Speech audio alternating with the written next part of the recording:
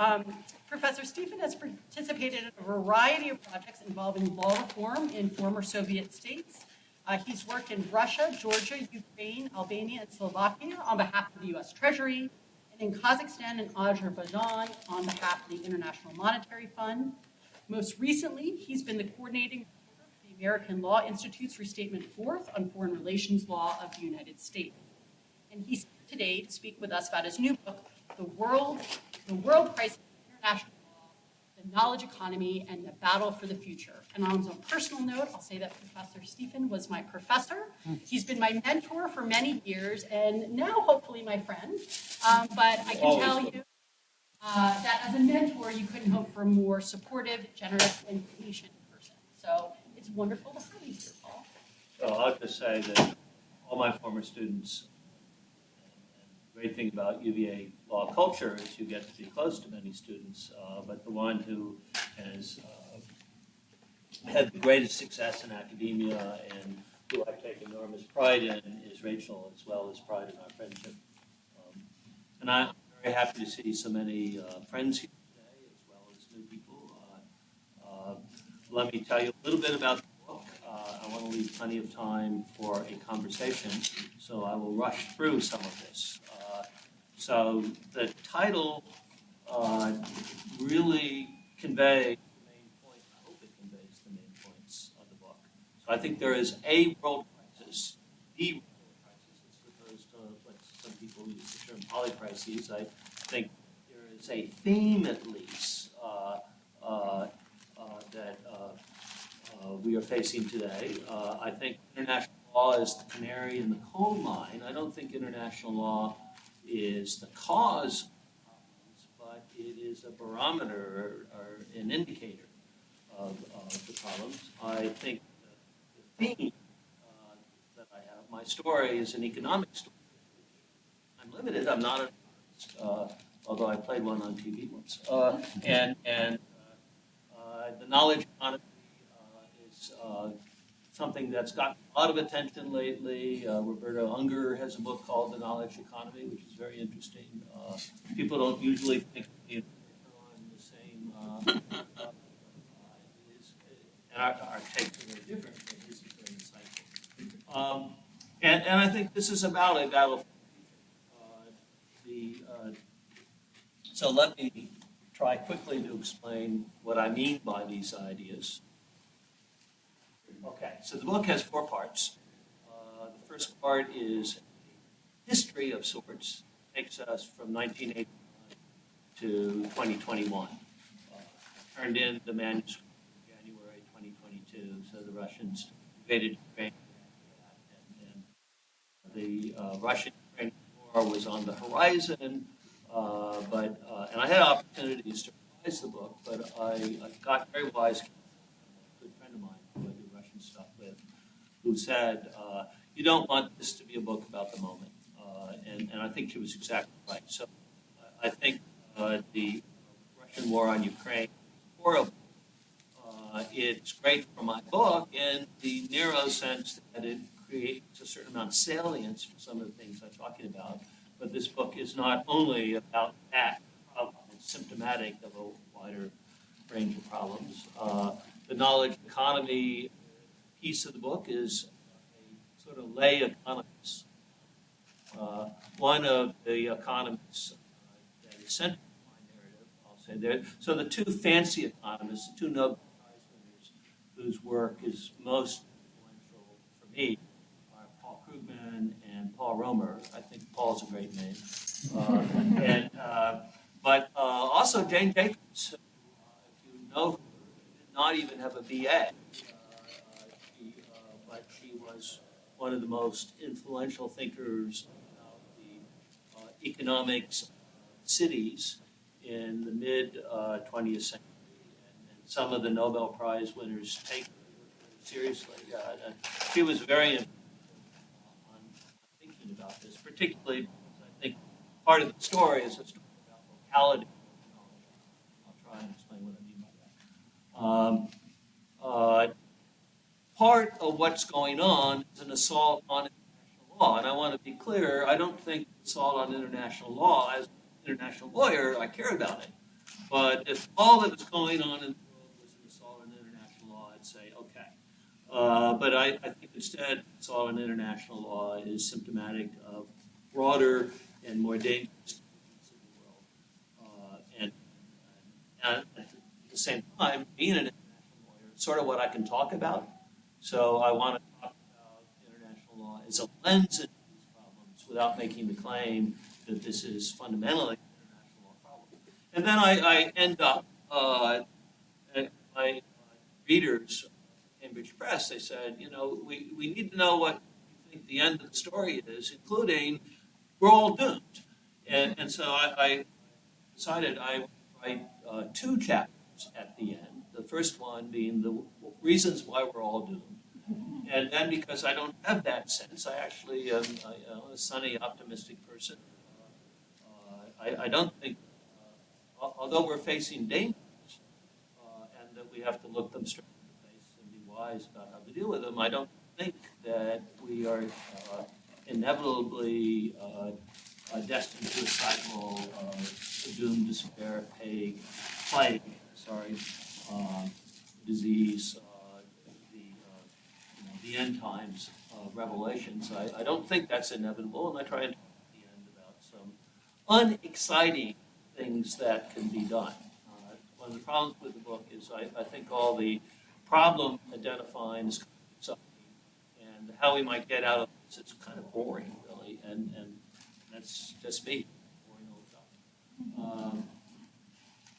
So the crises, the three security things, Russia, China, Iran. At the time I wrote, the invasion of Crimea looked imminent. It hadn't happened. Now, as we speak, China's invasion of Taiwan may be imminent. I think not so likely, maybe, but it's something we really have to worry about. And Iran becoming a nuclear state, maybe 2 years away from that. And that seems to me inevitable, and that's a problem. But it hasn't happened yet. National populism and international revisionism, I think, go together. People think of national populism as principally a rich world phenomenon, and there's certain aspects of it that, the thing that got everyone's attention, certainly mine, I went around the world in 2015, before COVID, I had a round the world tour every year, and I told everyone this whole Trump thing is silly. Don't worry, America has more sense than that. Boy, was I wrong. But before Brexit happened, so those are two shocking system right there. And we can look at other developments, and if you look at voting patterns, I think I have the slides coming up, but there is a locality to the voting that suggests the economic effects of the knowledge economy are manifest in the voting. There's certainly really good, I think, hard data by the Princeton economists, Ann Case and Angus Deaton, that back this up. So the knowledge economy is very much an engine for economic and social inequality, and there are other causes as well. But I think that's important. Climate change is, I think, fundamentally an existential problem. I'm not in the we only have 3 years. Indeed, I'm guardedly optimistic we'll be able to face up to it. But it is a very real challenge. And even if we're not interested in climate change, it's interesting in us. So there'll be a response. Some control over it. Immigration is driven by the security crises and also by increasing economic change due to climate, driving masses of people to where they don't want to go, but need to go because they don't have better options. The pandemics is what's the great thing here. The pandemic was importantly a product of this interconnected society. Knowledge economy did darn well, I think, in the vaccine response. Not so good, perhaps. I think the apps were really crappy, interestingly. But I think partly because one of my responsibilities was supervising. Wasn't in charge, but I was part of the people providing lawyering services to Operation Warp Speed, which, in spite of the stupid name, was the military-industrial complex turned to vaccine production and distribution. That really could have been better, but we're going to have more of these, inevitably. It's the way of the world and how we respond to this. And then the pollution of cyberspace. Some of internet, we were supposed to be free and anarchist. Cybersphere had its own world, and particularly in the early 20th century, the colored revolutions, they were the ability to use apps to organize and fight from bottom against power. Really thought that was a wonderful development. By 2011 and the Arab Spring, arguably we saw that, the surveillance capacities had developed much more than the organization capacities, that the people opposing autocrats had really got better technology than they had in 2004, where autocrats increasingly had greater facilities for shutting down and punishing protest. I think the tragic outcome of the spring is at least partly about that. So I talk about West and South in the book, and those are very problematic terms. They have layers of imperialism around them. They're also a problem of Orientalism. There are lots of. So I tried to use a objective event to define what I'm calling the global West and the global South that relates to my interest in Russia.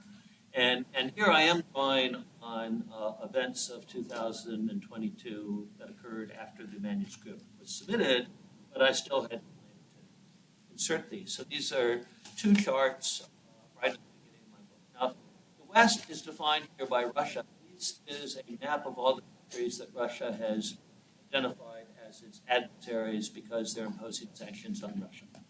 So it's countries with skin in the game. And if you look, I looked at two things, percentage of global GDP in 2019, before the pandemic, and population in 2019. And global West consists, now I'm doing it from memory, but I think it's something like 50%, 58% of global GDP and roughly 90% of global population. So this is the West defined as countries identified by Russia as its enemies. The South, I use a similar trope. So the first General Assembly resolution, extraordinary session -1, was quite pointed in condemning the Russian Federation for its violations of international law. It's much stronger than the resolution that was adopted in 2014. Depicted certainly in the Western media as just a triumph for the United States, because so many countries voted yes. I think it was almost 140 voted yes, and I think 6 countries voted no. Well, that's not the right way to count. At least this map is based on a different counting method, which is who supported and who did not support. Because the two other options besides no was abstain and not show up. And since they're all in New York, it's not like they can't show up. It's not like they were delayed by, stuck in LaGuardia. So there were, I think, 42 countries that did not vote for the resolution, did not label Russia as an international lawbreaker at the onset of the crisis. And in terms of global GDP, it's in the 20s. And in terms of world population, it's over 60%. So if we just talk country by country, sure, it's 140 something to 40 something. But I don't think that's the right way to count.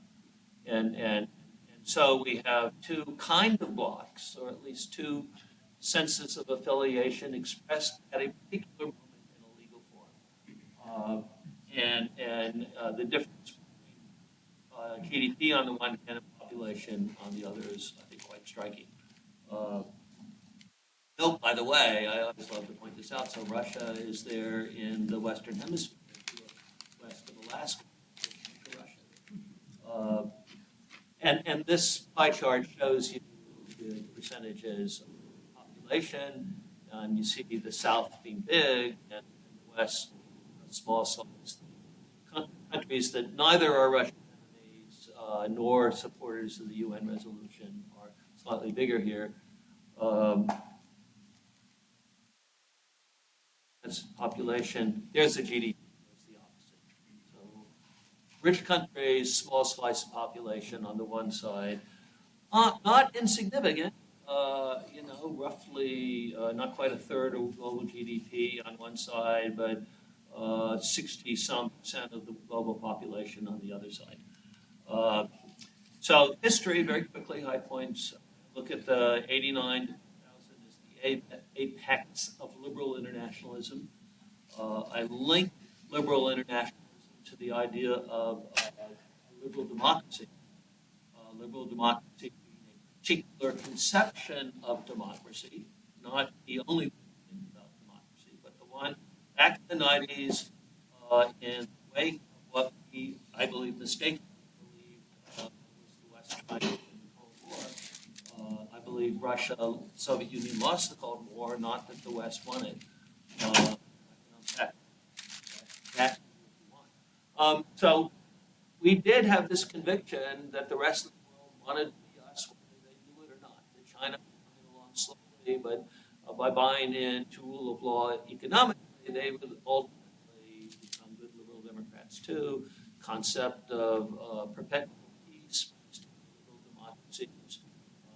How do we get peace? By, everyone becoming a U.S. European style liberal democracy. And roughly these concepts dominate during this period, reflected in a lot of international institutional building, which I'll touch on. Things start coming apart 2001, 9/11 is an obvious wake-up call. Something strange is going on, even if you don't know what it is, Mr. Jones, to show my 60s bona fides. Wasted on you kids, I guess. Bob Dylan song. And then through 2015, a series of events, the Arab Spring, the global recession, all beginning to make things seem a bit shaky in 2016, when, from a very Western perspective, Brexit, Trump, then COVID, Russian-Ukrainian war, but lots of stuff true as well. So that after 2016, I don't think there's any debate about there's something serious going on. It's not just bad behavior by some outliers, but there is a structural problem that's confronting this. Locality, so leave versus remain, and this is really a very, you've got London, and you've got two regions that are EU welfare recipients who want to stay, and the rest of Britain, Wales, and England want out. And I think this has something to do with locality and the knowledge economy. Trump, of course, not help us, but there he is. So what am I meaning about what?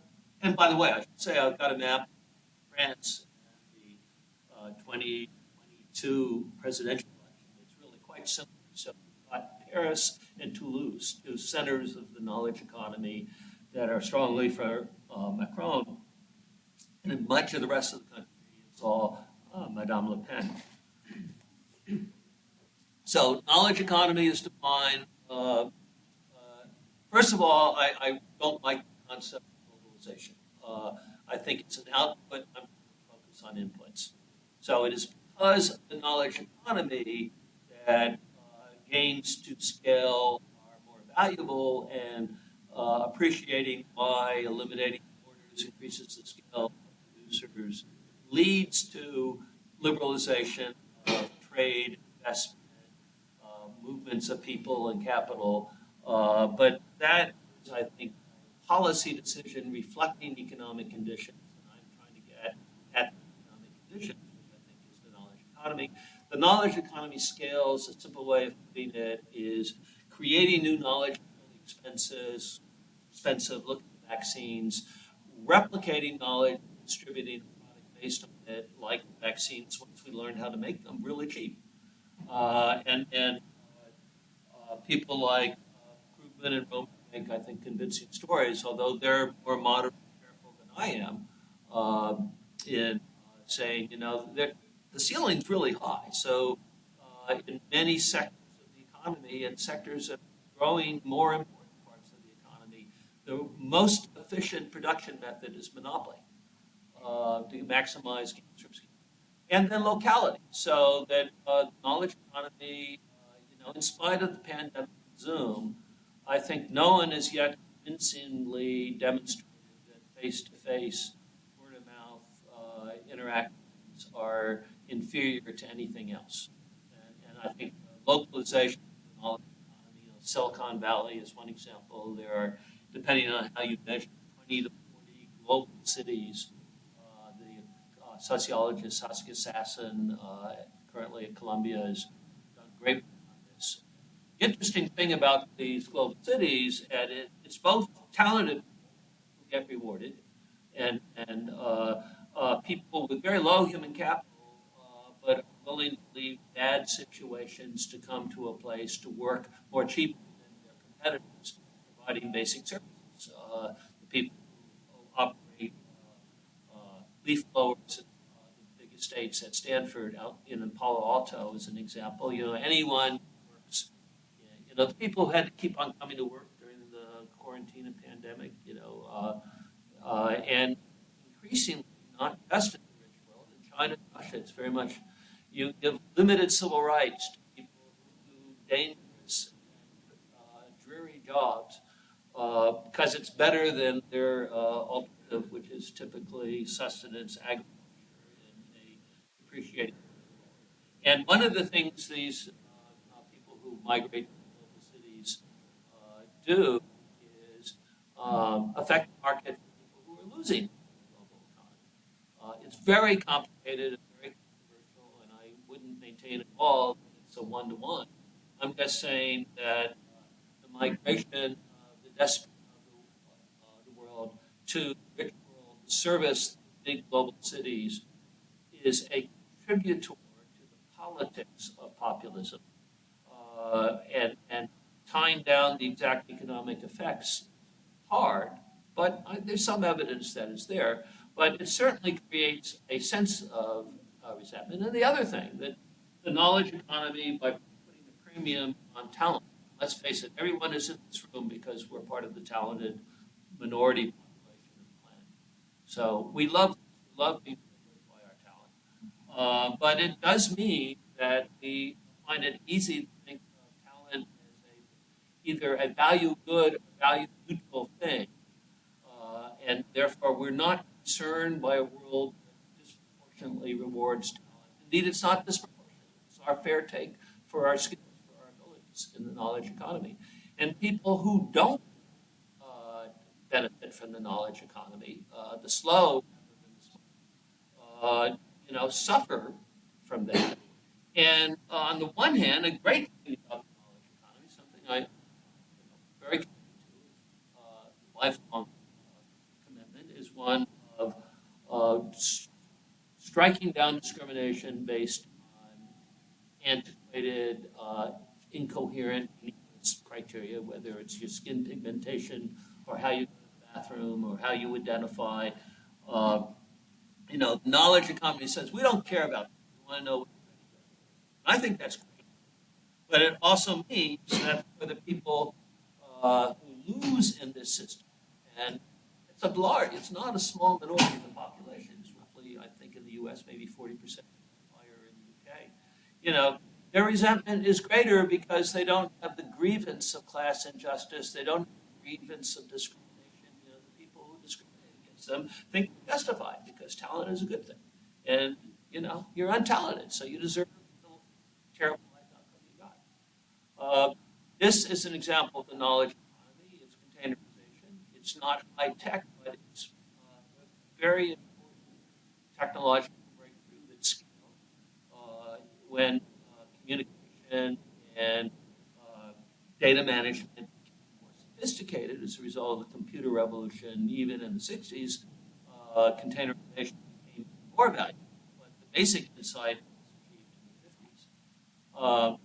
This is, if you've taken a trade, I bet use this slide in your class. So, I mean, it's very common. It's the old, there used to be something called iPhone 12. It was made before anyone here was born, but this shows the supply chain and how distributed production is. And one of the claims of the book is you need certain technological capacities in order to achieve this kind of distributed production. You need production monitoring so that things arrive just in time. You need monitoring so that things actually fit, so there's not a lot of wastage. And to realize economies of local production the way the iPhone does, it requires a lot of knowledge capacity to manage that. The effect on international law, security, cyber, human rights, trade and investment. These are 4 chapters in the book that I go through each of these.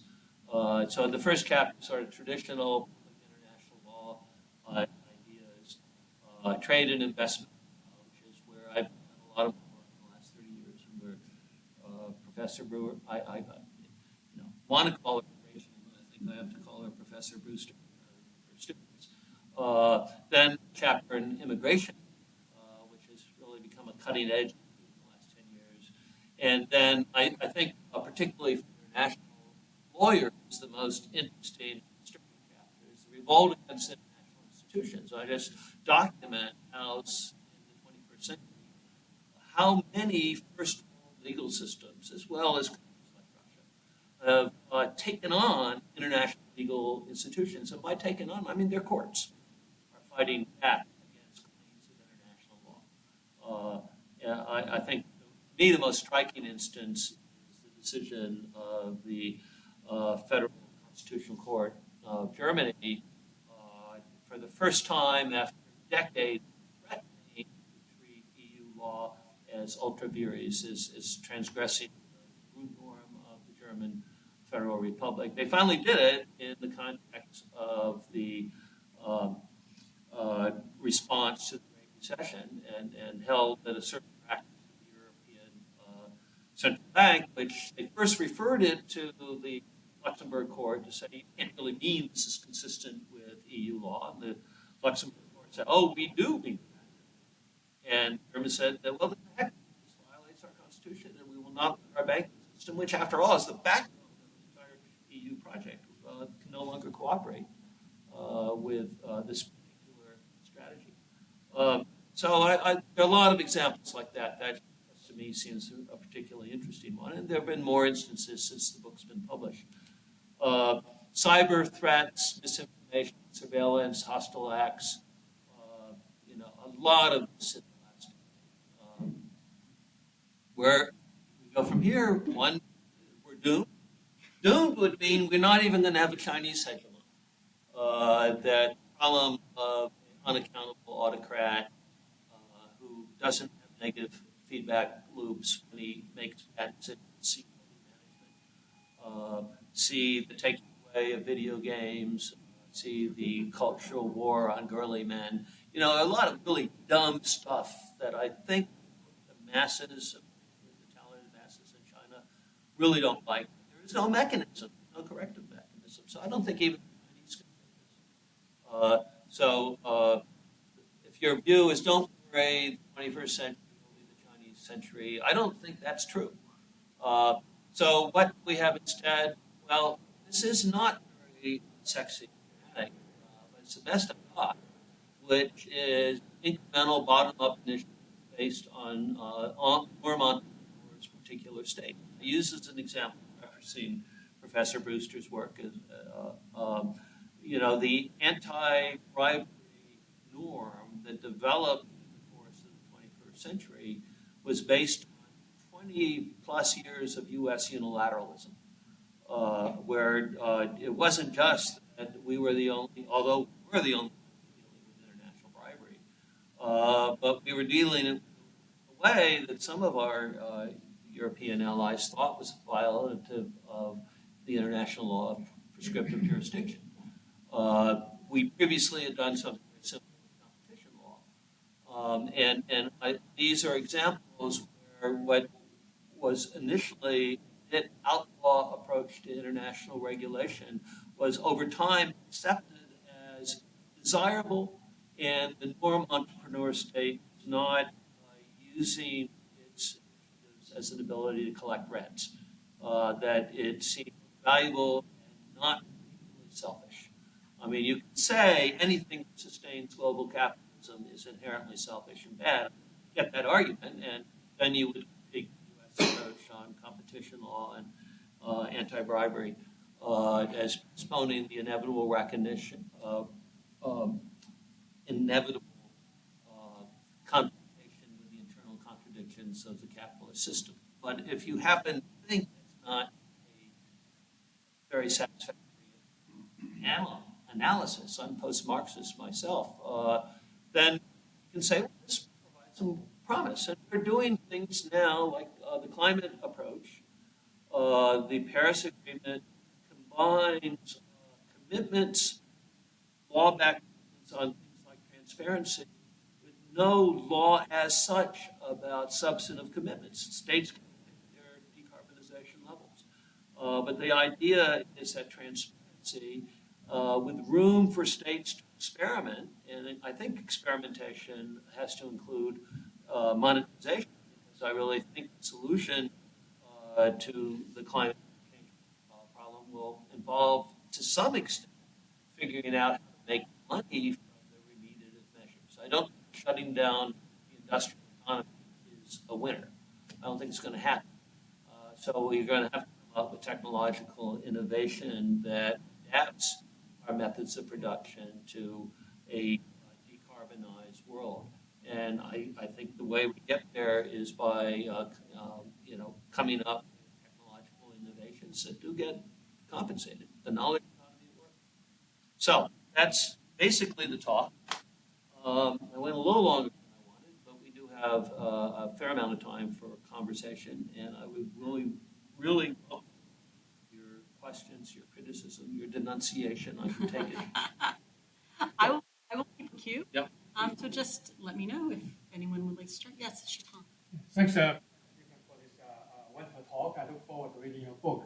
I guess I have two questions. Go ahead, yeah. please. The first one is really about the conclusion about bottom-up incremental change, which I like. I also like Jane Jacobs very much. Also power. That's knowledge. But I guess her brother, by the way, was a very famous judge in Virginia, who I knew. I had no idea he had his sister. I had to wait until she passed away for me to know about the connection between the two. Yeah. I'm sorry. No, that's good. So I'm thinking like what, for example, our colleague Jonathan Wheeler, who is an expert on climate change, what he would say about this incremental bottom-up approach to climate change. I guess my question is really that there are problems the world is facing. At the core of such problems is the problem of collective action or tragedy or comments, whatever you call it. Right? It's a lack of coordination. So that's like the opposite of the incremental approach. So I'm just wondering whether your incremental bottom-up approach is capable of solving. You want me to respond to that? Yeah. Okay. So I would reference the only other book I've written, really, not counting course books, which is my book with Bob Scott, Enforcement of International Law.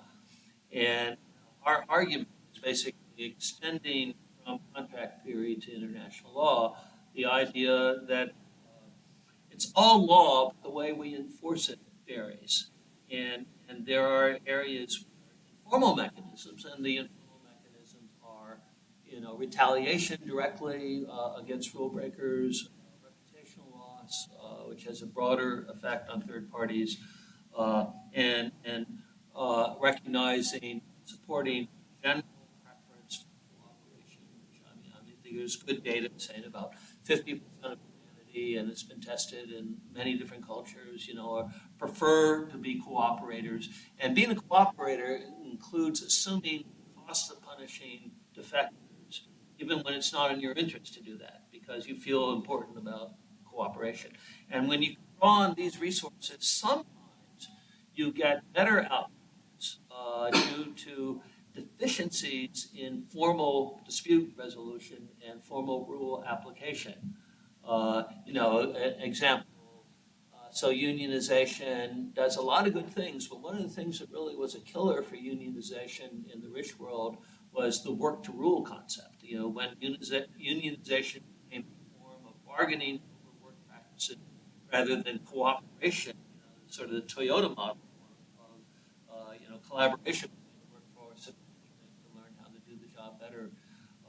That's an example where informal sectors, the Toyota model, were I think pretty successful, and the work to rule model that was dominant in England and had a big impact on the American car industry, not so much elsewhere, really was bad. And that's just an illustration where formal law sometimes doesn't capture what we're really trying to promote. A term that Bob developed after we did our book was the idea of Brady, where you have a system that combines some formal dispute resolution and information forcing with informal measures that are basically retaliation, reputational effects, and taking advantage of dispositions towards cooperation. And so I would argue what these bottom-up entrepreneurs can do is point us to how we can enforce what are collective action problems.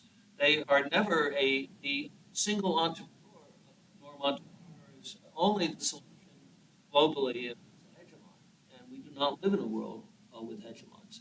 But what they can do is by demonstrating that the norm A works, B can be used in a way that doesn't involve extracting rents from the norm entrepreneur, at least not accepting rents. It can lead to a general commitment to a often informal sanction-based collective response that is a useful solution of collective action problems. That's the argument. Thank you so much. Yeah, sure. It's very helpful. If you want a second, well, it's up to Rachel. Rachel, this up. Okay. Thank you so much. I'm also a big fan of Paul Roma, whom I have actually communicated with. I'm just wondering why or how you have made the decision to make the knowledge economy as a basically fundamental building block of your book. Let me try to push back a little bit, just to try, right? When you show the election maps, right, I'm thinking about, knowledge economy, but I'm also thinking about just a rural-urban divide, right? The rural-urban divide might also explain the elections, the Brexit, or even the Trump elections, right? The rule of what? Rural-urban divide, right? Cities versus rural area. People in the rural area, Sure. they're supporting Yeah. Trump. Well, but I think one is a product of the other. Why is Right. but the question is why you choose to use the knowledge economy? Because I'm thinking about when we talk about the monopoly, right? That's more like again Paul Roma, right? Like or Edward Glaser, more like agglomeration economics, talking about economics of scale, not necessarily knowledge economy. But when we talk about the difference between talent and laid off workers in the Midwest, I get it about knowledge economy. But on that point, I'm still a little bit hesitant because I take that point of talking about the rise of populism. For example, in the U.S. is partially attributable to the transfer or the shift of the manufacturing industry, for example, from the U.S.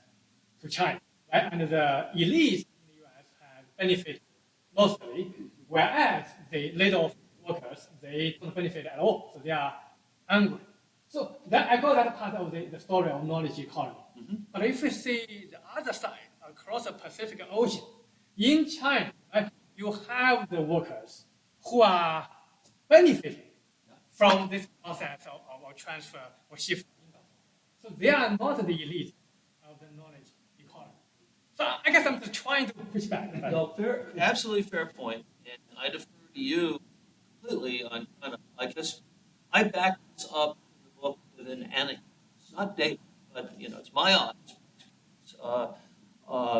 So before COVID, every other year I taught in Shenzhen at the School of Transnational Law, and now this is Shenzhen is an artificial city and university city to the north of Shenzhen.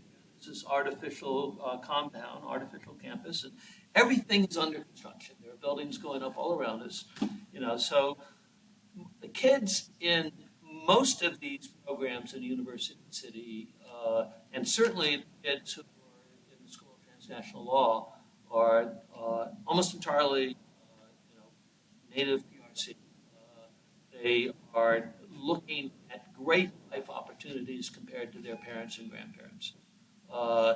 Their dorm life, we lived in the dorms, much to Pam's protest. And I think the last time we were there, we moved out of the dorm. But, they weren't super great, but, they're not like the great dorms that Duke or UVA have. But they weren't bad.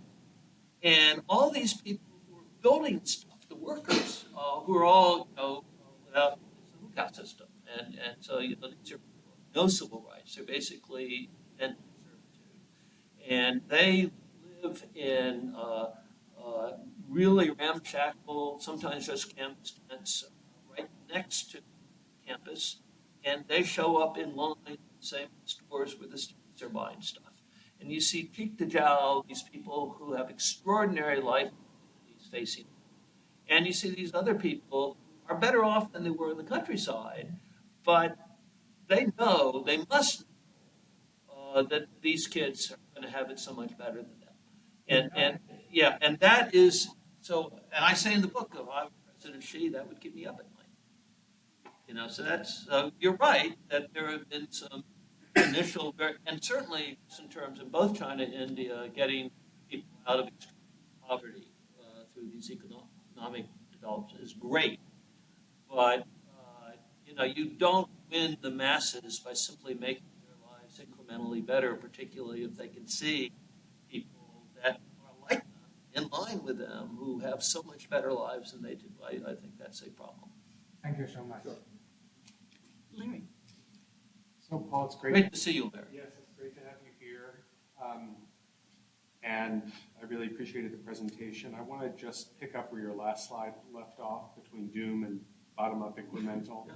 So I tend to at least worry about the doom side, but I want to hear from you more on the bottom-up incremental and hopefully be more convinced on that. I'm always wanting to try to have that framework. So I think the example you gave was one of climate change, and I think we are seeing, even though the problem is enormous, you're right that we really are seeing more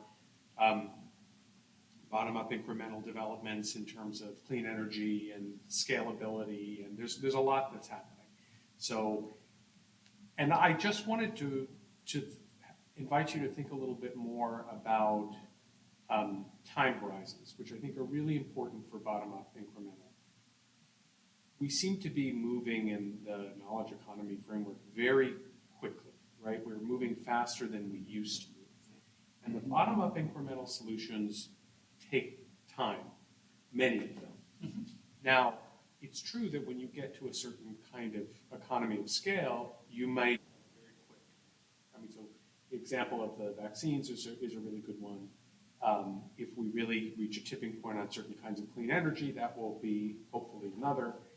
But when I was thinking about something like immigration, I was thinking that's a lot harder. So to put a very concrete question, well, so the general question is just, are the time horizons enough for bottom-up solutions and scalability to work? But I guess the more concrete question is, do we need to break some of the existing rules in some areas in order to get bottom-up incrementalism? So what's your thought about, say, the UK and Denmark taking refugees and essentially paying Rwanda to take them? Because there's an immediate solution for you, right, which potentially preserves the political support for existing governments in those two countries that Rwanda sees as being partially a win. Rwanda being an interesting case of a country that's done a lot economically and socially, but rather repressive in certain areas in terms of civil and political rights. So you could imagine a bunch of those kinds of arrangements with transfers to third parties, that could be an incremental type solution. It's also probably directly contrary to a number of international agreements. So I'm just inviting you to think about this with the time horizon issue, and then is that the kind of, does innovation have to kind of break international law in order to ultimately solve some of the problems you're talking Well, so I talked about some of these arrangements. You know, there was a Turkey-EU arrangement for a number of years. Australia has these deals. All my Australian friends go crazy about them, and many claim they're illegal. But you know, with island nations, I can easily see the United States becoming parties with Mexico and Central American governments along the same lines. You put, I mean, I realize you are now an international kind of lawmaker, and deep respect for you. And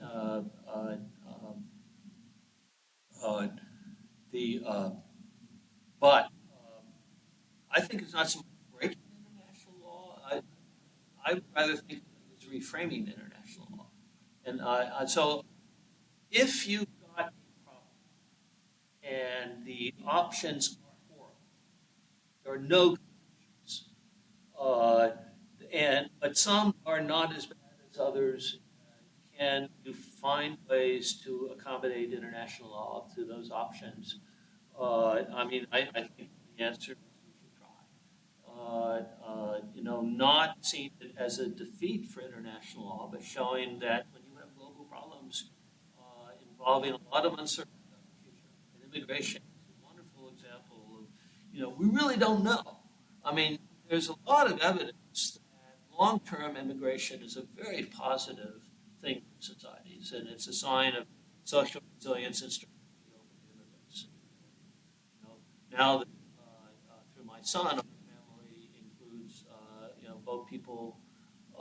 You know, I'm so proud and happy to have these people as my family members. People who fled Thailand and Laos because of the war, went through terrible deprivations to enter the country. You know, I think it's great. But as Robert Putnam, writing about this, has said, you know, the short-term social capital cost of new people coming to town is, even though the long-term payout from immigration is also, and figuring out how to do the bridge financing, if you will, is hard. And maybe some, you know, not great, but not horrible management of the problem is part of doing that bridge. I mean, we'd like to live in a world where people understood, you know, long-term benefits are worth the short-term disruption. But you know, we're not the people who are in marginalized circumstances for whom the short-term disruption might be, you know, existential. You know, we have the great fortune living in the world where we reap all the benefits of immigration and don't really have to face the consequences, even though they're short-term, confined to certain groups of people. So, long-winded answer, I'm sorry. Professor Coyle. Could you put up the slide with the threats? I think it's like the second or third slide you put up originally. That's the one, yeah. The crises, yeah. So look at some of these. So if I understand, I haven't read the book, and I want to read the book, but I guess I understood part of your claim to be that international law is doing an increasingly poor job at dealing with some of these crises. And I guess I want to say more, because like, to my mind, international law has never dealt with any of these things particularly well. So I guess I'm curious, why is it falling down so much more now? Like, for example, the problem of war. I mean, we've been trying to outlaw war as a matter of international law for a long time, and that hasn't worked. It didn't work before. It doesn't seem to be working now very well. Thinking about things like pandemics, I don't see international law of the past being any more effective at dealing with pandemics than the international law of the present. Immigration, you say similar things. So I guess, could you say a little bit more about why you think international law today is even more ill-equipped to deal with these problems than international law of, say, 30 or 40 years ago, which also struggled to deal with many of these similar problems? So my claim, putting it in a simplistic, simplified way, I hope the book has a little more nuance than that.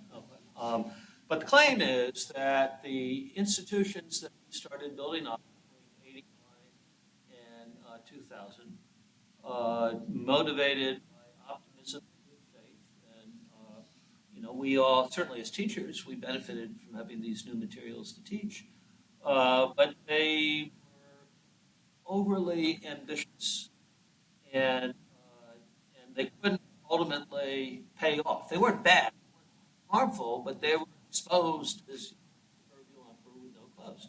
So, the Security Council, we thought with the first Gulf War that here, with the Cold War over, there's no longer a veto in the Security Council, and we can cooperate. And as late as the Libyan events, that's what, 2012, I think, we still get, and that's the last time we really get serious Security Council buy-in on a response to a war-type problem. So, no, we didn't abolish it, but we had some reason to believe that maybe the Security Council finally, after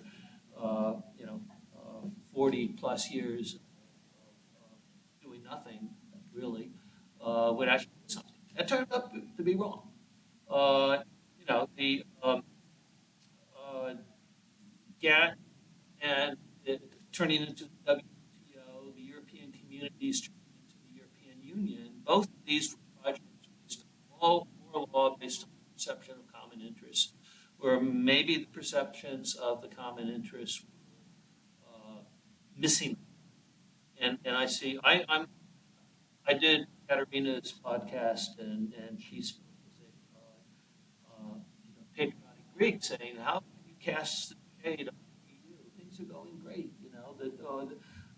Thanks to Putin, we're more united than ever." And I acknowledge, that people used to say in Brussels that we need to correct the stand of Stalin because he really built the European communities, and maybe we need to stand to Putin now as the person who really brought Europe back together. But I actually don't think things are going all that great. And so, I'm looking very carefully at what's going on in France, and I'm very worried Madame Le Pen might be with us sooner than we would like. The International Court, it's kind of tough to look at that and say, boy, this has been a good use of whatever billions of dollars have been spent on it. And I look at this is cutting news, has nothing to do with my book, but, the indictment of Putin, that really, maybe it'll work. God bless him, it works. But what I think is a more likely outcome is that there will be, an embarrassment of the ICC and greater criticism and why are we willing to invest. And I have to say that at least during the time I was in the Biden administration, I was working directly with the ICC, and it was great. And when I was working for John Bellinger, it was more quietly, but we were still trying to give what support the United States could to the work of the ICC. So I'm not hostile to the ICC.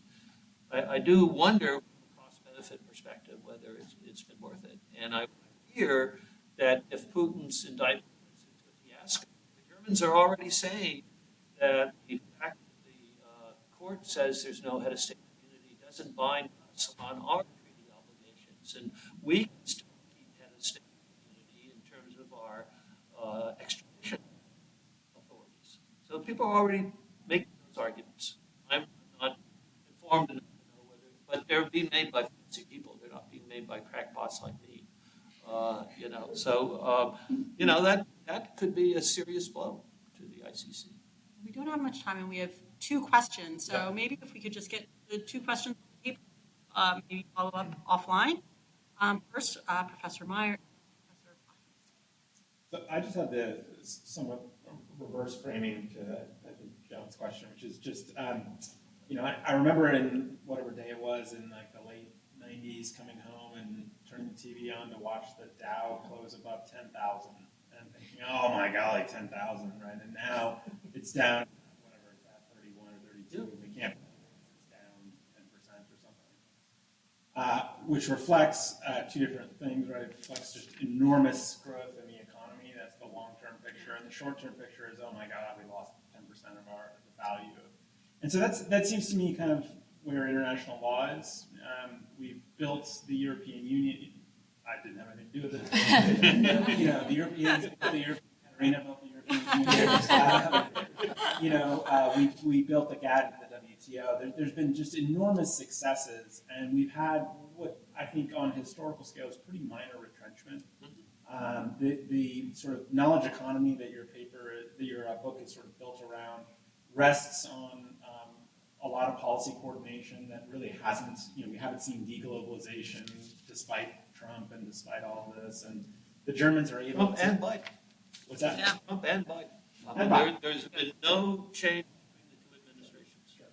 On And that issue. sure, that's true. And the Germans have the ability to sort of thumb their nose at the EU because there's no EU without Germany, right? It's a very U.S. playbook style.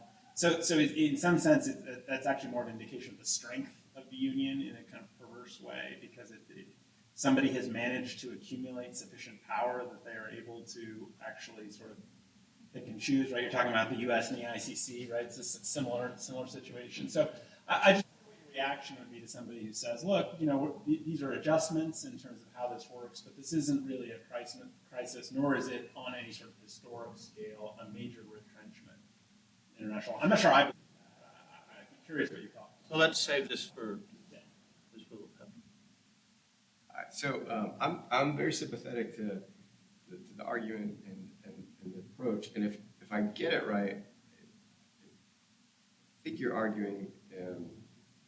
Well, I appreciate the solutions at the end because the longer arc of the story seems a little bit depressing, almost like there's material forces that are essentially undermining our ability to cooperate on different levels of the scale. And I wonder, what role does that leave for? And I guess this piggybacks on Larry's question, but what role does that leave for current institutions that exist today, but more specifically tribunals? And to take the appellate body as an example, there's been obviously a lot of no longer exists, which provides some sort of judgment on its own sort of decision making. But I guess I would ask, how do you think tribunals should sort of account for these forces? And do you think there's like an alternative, hopeful story for the appellate body had they been sort of more cognizant and aware of these different forces? Like, could they have sort of threaded the needle, or was that collapse inevitable, and the collapse of other institutions also inevitable? So again, I want to say most of this offline. If you forgive the shameless self-promotion, my 8 lectures this summer are kind of about that topic. What I should do, if you don't mind, is I'll send you the lectures. They're pretty boring, but this book was written. It's inspired to be a general audience. I don't know if it's succeeded. And the Hague lectures are for international students. But yeah, so I have a lot to say about tribunals, and it's not negative. It's resilience, and focus on what you do best. I'll save that for more. Any students? Are there no students? You keep your students. You realize the future belongs to you. I was open to hands, but I think they also need to get rid of it. Yeah. So thank you. Yeah, Please thank join you all. me in thanking